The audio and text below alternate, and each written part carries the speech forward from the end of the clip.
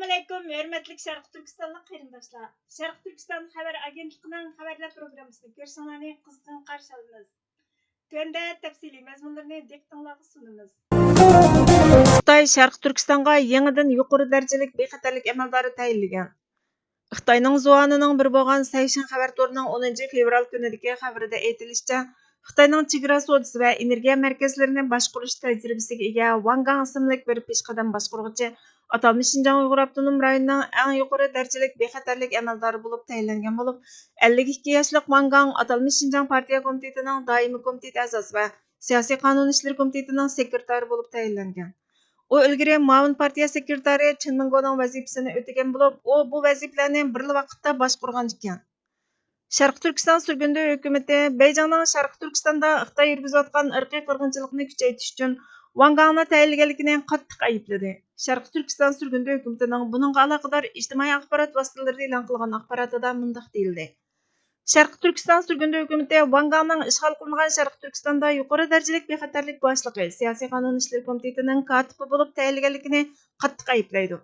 Bu o'stirish Xitoyning Sharq Turkistondagi Uyg'ur, Qozoq, Qirg'iz va boshqa turkiy xalqlarga qaratilgan irqiy qirg'inchiligi va insoniyatga qarshi jinoyatini og'irlashtirdi.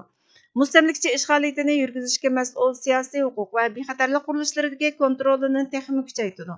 Siyosiy qonun ishlari komiteti ishg'oliyat hokimiyatining markaziy qo'mondonlik qurilishi uchun xizmat qilgan bo'lib, mustamlika siyosatiga, sud, axborot va bexatarlik xizmatlariga yetakchilik qiladi.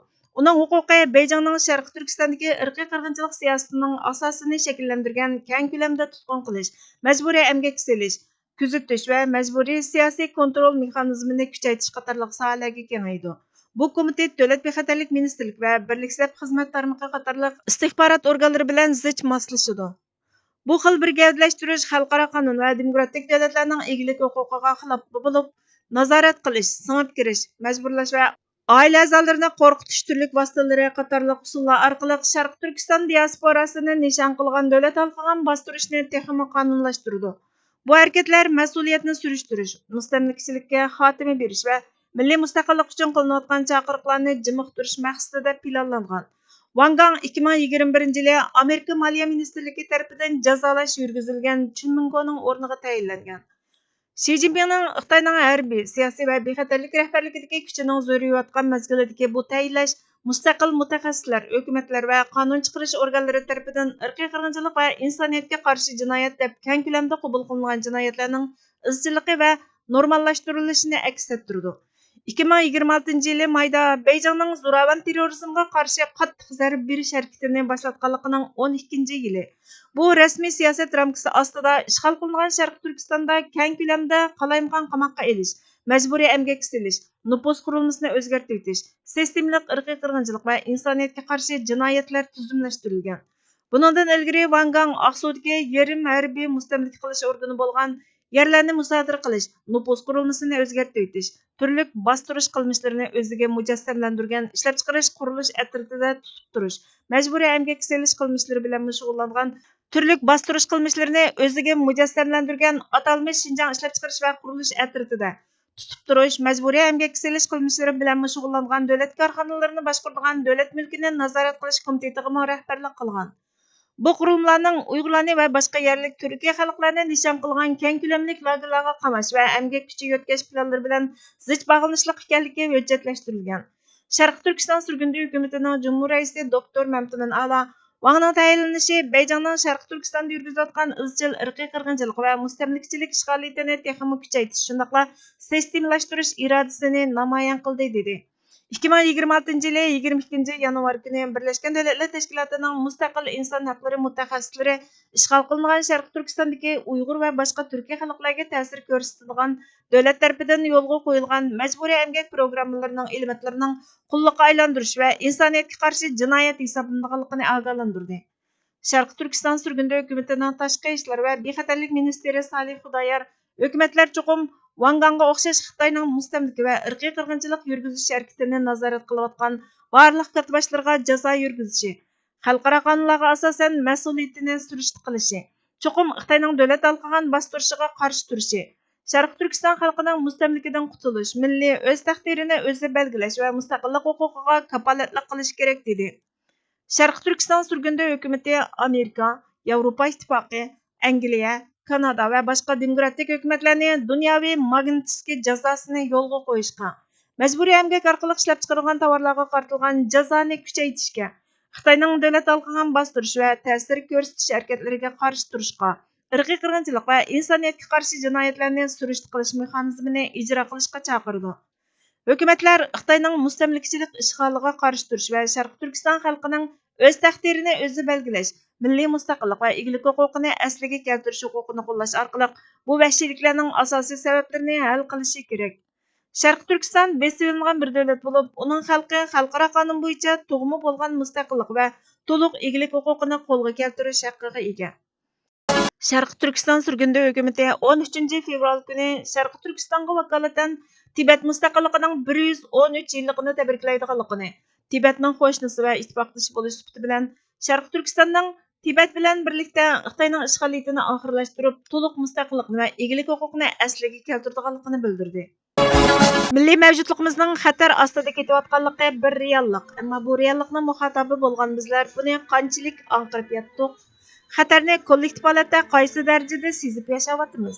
Yoki hayot mamotliq taqdiri nishonga elib yotgan ovchisining insofiga qolgan keklik misoli beparvo, shoxdan shoxga qo'nib, ajal soatiga hazil qilib kun o'tkazyapmiz. Buning javobiga bir narsa deyish haqiqatan qiyin. Millat sifatida qatliamni boshdan kechirayotgan yaqinqi yillar mobaynida shehidlarning sonida ko'payish, zulm tortayotganlarning ko'lamida eshish avdiki tuvalmidi.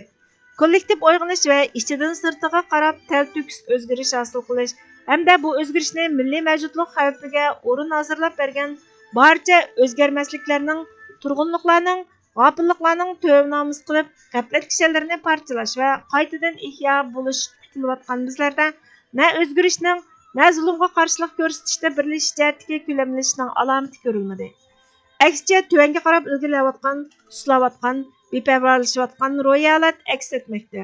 Ko'rilish tas emaski, bu holat kollektivning vujudida yiqayotgan qonning uyg'onish tarafga emas, reallikdan o'zini qochirish tarafga, yuragining o'z qismatlari uchun puchilanish tarafga emas, ko'rmasga selivelish tarafga va reallik bilan yuzlashishdan xavfsirash tarafga qarab suqayotganligining namoyandasi.